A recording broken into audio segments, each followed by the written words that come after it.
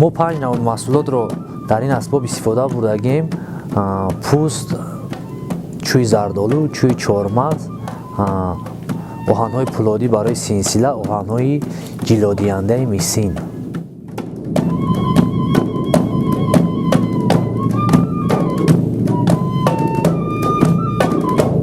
ман мехостам ки ба ҷаҳониён нишон диҳам ки дар тоҷикистон ҳам хел асбобҳо ҳастанд, ҳам хел устоҳое ҳастанд ки айҳудаи ҳам хел асбобҳои рекордӣ мебароянд.